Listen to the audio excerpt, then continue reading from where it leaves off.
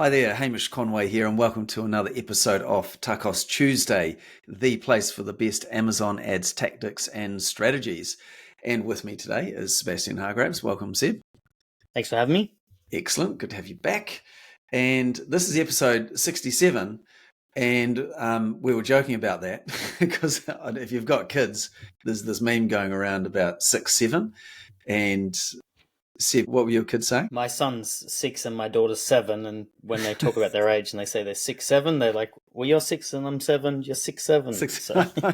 God knows where it came from. It's a random thing, but the kids laugh every time they hear 6, 7. Yeah. Anyway, my older kids hate it. Older kids hate it. There you go. Perfect. Anyway, episode 67, what we're going to talk about today is, as we're recording this, it's the 1st of December, and this is the last day of the Black Friday deal event for Australia. That started on the 18th of November, running through to midnight tonight. And we're going to just focus on Amazon Australia. Obviously, US is still going because of the time zone difference. And we're going to give an interim update on what we've been noticing with the Black Friday deal stats. So we're going to look at this year's, we'll do a bit of a comparison to last year's as well, which there's a few things that make the comparison a little bit tricky as with additional clients have come in, but it's still really interesting. Let's crack into it. And Seb, just as I'm bringing this up, is there anything else to mention about what we're going to cover? I think we'll just talk about some key observations on why participating in Black Friday and Cyber Monday is worth it, and the types of brands and products that it's going to suit. And I think that'll be clear when we show the data. Yeah, super. All right. Okay. Well, let's dive right in.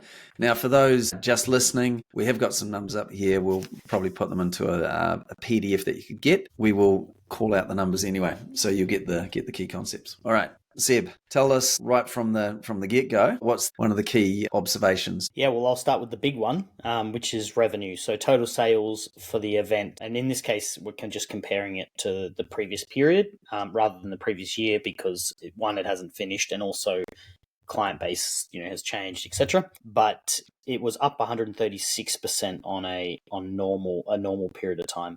So just to be clear, so you've kind of looked at that nearly 2-week window, and you've gone looking at the 2-week window prior to the event. Okay, that's right. Cool. Mm-hmm. Yeah, and we've kind of sliced and diced this a few different ways, but that's one way to look at it.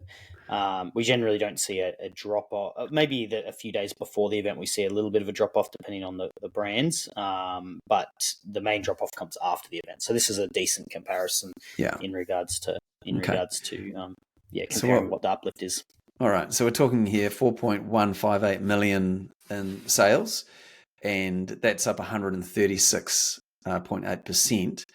So obviously significant. And then what else ties into that? There's obviously more people visiting the platform. So what were the page views? Yep, so page views were up by 81%, which is interesting. And you'll also see that total units are up by 84%. So we know that the traffic increases, but also kind of one of the insights here is that the amount of traffic that increased for higher value products increased. And that's kind of indicated by the total revenue grew much higher than the amount of units that got sold, meaning that the demand for those higher selling products was much higher, which we've kind of always said, but this is a good way to back it with data. Yeah, and that was like back at the October deal event then. That was the big smile event. That was something we called out there as well. So people use these events to go, right, what are the more expensive items that I've been wanting to buy, and will they be on special? So they'll spend more money to get a better deal, and they're going to buy less of the under $20 sort of products at these deal events, but they still will. But certainly a 28% increase in the average sale price is a big factor in why revenue was up 136, whereas total units are only up 84%, which is, I don't say only because that's still a significant number, but that increase in average sale price makes the difference that really drives that extra revenue growth. And then what about on the advertising side? Let's get into some of the nuts and bolts here around the clicks and spend and CPC, etc.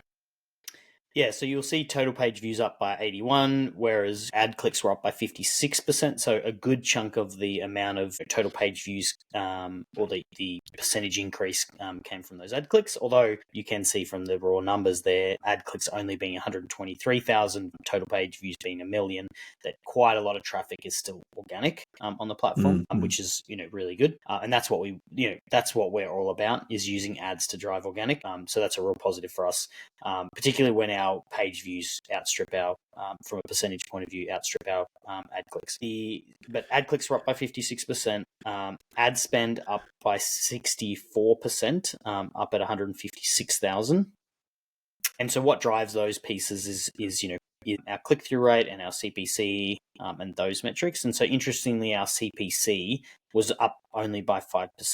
And so that kind of indicates a little bit of our strategy or what we focus on. You can see our ad spend's up by 64%, but our CPC is only up by 5%. It means that we didn't use really aggressive bidding to maximize sales. What we did is maximize budget through increasing our budget. And that's indicated by the 64% increase in ad spend with only a 5% increase, in that CPC piece. And that CPC was $1.27 is where it increased to. So that's, that's really interesting, isn't it? Because this is one of the risks that people get to deal events and then they spend a lot on getting into premium positions through the whole event. And this is what we've talked about previously around these deal events, that you got to be smart about when you spend and when you don't, or when you manage what you're spending.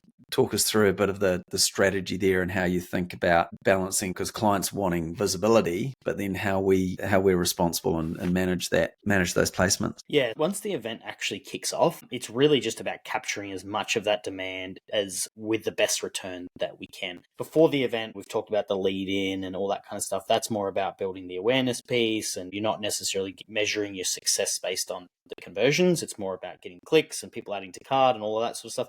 But once the event actually kicks off, it's like all we want to do now is we've built the awareness. Now we just want to capture as much of it as possible. We've looked at historical data and we know that there's certain days that perform really well. Those being the first day, generally the Friday, so the Black Friday that's just gone. And over the Black Friday weekend is generally a higher volume area as well. And then today will also be quite strong because it'll be the last day. People would have been holding out to see if any new deals came up. They didn't come up, or they did, and then they're going to kind of make their purchase. So our strategy follows that sequence of events, which is where is the maximum amount of return that we're going to get, which is kind of that pattern. Yeah, nice, excellent. And so with this increased traffic, increased clicks, what do we notice about the ad click-through rate and the ad conversion? Yep. So always with these events, we have noticed that, I shouldn't say always, it depends a little bit on the discount that's being offered by the brand, but generally click-through rate and conversion rate will go down, as you can see here. They actually didn't go down as far as previous years, or they held a little bit higher than what we thought or expected. But click-through rate and conversion rate are going to go down, and predominantly that's just because the amount of new traffic that's on there. Not all traffic is created equal. So some traffic they're people at the end of the day when we talk about traffic. And so some people are very quick to buy, whereas others will shop around a lot more. And so you just end up with a lot more of the people that are kind of clicking around, kind of deciding what they want to purchase, which is why you end up with a lower click-through rate and conversion rate.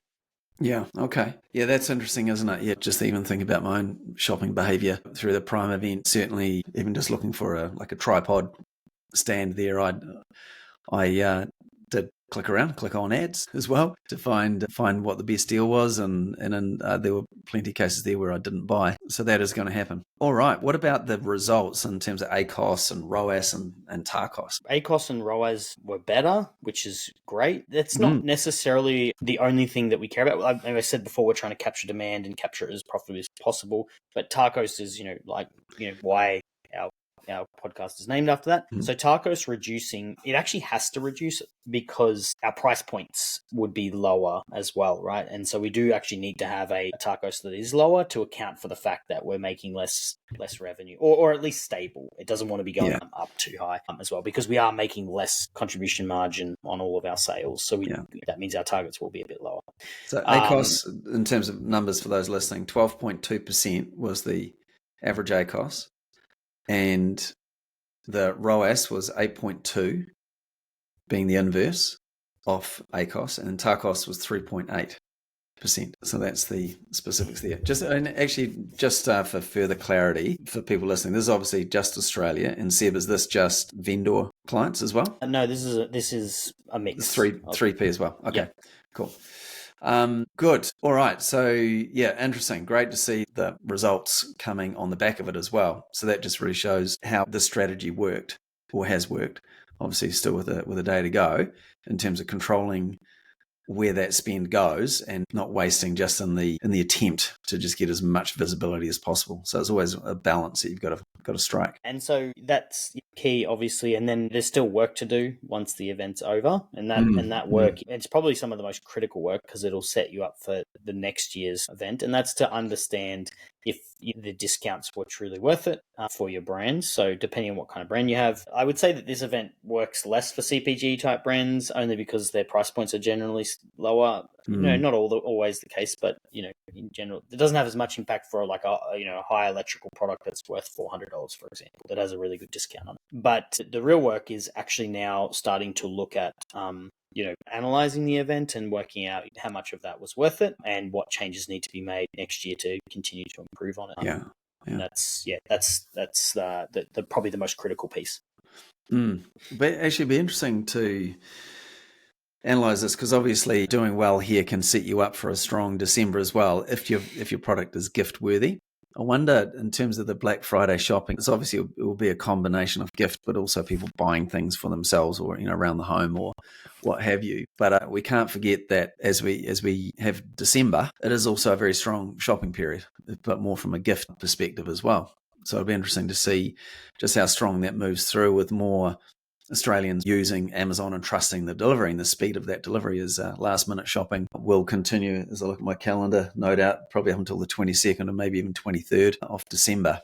So these events are important for success through December. I know you said there'll be a drop off, and certainly some products there will be, just because the price for these high price products that are no longer on discount, but there is also that opportunity there for the gifting to come. Yeah, I think that when I say that drop off, generally, I think in Q4 it is less than some of the other events, like middle of the year Prime, and I do think that it's probably shorter as well. So like sometimes it's like 2 weeks after Prime, whereas this event it probably is just that lull period, a week. The first week of December, I think, will be lower. Yeah. But then it will kick back up pretty quickly into the 3 weeks into Christmas Day. So it doesn't hang around nearly as long as as some of the other periods. No, good. Yeah, right. and to that point, so this is all part of that assessing your strategy afterwards. And I don't know if we've done that episode on this, but selling a product and using a deal event to increase your BSR to then ride the wave of a higher BSR stands for bestseller rank, to ride that wave after the event. We've got data that suggests that actually absolutely does happen. Not on every product. Some products fall back to their previous level, but good quality products, with good reviews and all those things, you can use deal events to leverage. And this is part of asking the question, is this deal event worth it? You might have not made a heap of money on the event itself, but if you hold a very strong bestseller rank for the remainder of the month of December with minimal ad spend investment or just a steady ad spend investment, then once you get to the end of December, you can actually say that worked really well because you got such a long period of that bestseller ranks, rather than just looking. I mean, you do want to look at the event in isolation too, but also looking at the trailing benefits of what happened. Yeah. Correct. No, that's really important to remember. And hey, now just for a bit of a comparison, here's what last year's results were. So I know there's going to be a few things here that are hard to compare apples with apples, but do you want to just maybe call out a couple of quick highlights here in terms of, and say the specific numbers as well for those listening? Yeah, views is super interesting. I mean, the event's not finished. The thing to note here is that the 2024 we're looking at here is the complete event. 2025 is a day. Actually, I think it's 2 days missing out of this data because we're 2 days behind. So these numbers will probably eclipse even further. But interesting, even off this data, the revenue for 2025 is already, with 2 days missing, is already at 4.1 million compared to last year for the entire event being at 3.9 million. So that's super interesting to see that. The other thing that was interesting is last year the ad CPC was $1.18. This year the ad CPC is $1.27. That increase is kind of, you are starting to see some of those markets, because there's a bunch of brands in here in different categories, some of those starting to see more maturity in regards to the competitiveness of their niche, and so you can see that CPC climbing there. So it'd be good to see that as a true comparison, because that is actually, even though it doesn't seem like much, that's actually a decent increase. From even from $1.18 to $1.27. Those are probably some of the bigger ones. So I do suspect that once this event's done, everything will be stronger this year than last year. The event just feels like it was it has been a stronger event to this point already from a revenue point of view. You can already see that, but I think that page views, ad clicks will all be much higher once the data's finished being attributed. Yeah, nice. Actually, one of the numbers we haven't got here is ad sales, which would explain a couple of these metrics being a little bit different compared to last year. Yeah, so this year has been strong. And I mean, is there anything in particular you put that down to? Is it just more people buying on Amazon? Australia would be one thing that I'd be saying. There's more Prime members now, people trusting in that delivery. Certainly, there was a lot of promotion happening as well from Amazon for the event. Any other standouts for you? I think they're getting better. It's still not there, but they're getting better at the event being smoother and better. Like, what I mean by that is being more prepared for it. I felt like last year there was a lot of things that were just deal tags not showing, and that's still happening this year, but it feels not as bad as last year. Last year was quite bad, but I think even their own advertising for the event is getting better and stronger as well. How much traffic they're pushing themselves. Yeah, agreed. Excellent. Okay. Well, there you go. And we'll do the update on the final numbers as well. Look, as much as anything, hopefully you found that interesting just to see, how does that compare to your results over the period in terms of increases or decreases, what you're paying from a CPC point of view, or what kind of returns you got from that event. And look, if you'd like to have a conversation about your Amazon ads and how you perform through this event and any ideas and strategies for next year, then please do connect with us at gosellglobal.com and have a look at our services page and then look for management for Amazon ads. Or you can email Sebastian at gosellglobal.com and ask any questions there. All right. Okay, Seb. Thank you. And anything else to finish on? Or stay tuned for next week's episode. We'll do a much deeper dive on the performance to kind of give you guys some insights and strategy for next year as well. Yeah, brilliant. Okay, thanks very much for tuning in, folks. All right, all the best. Thanks. Cheers.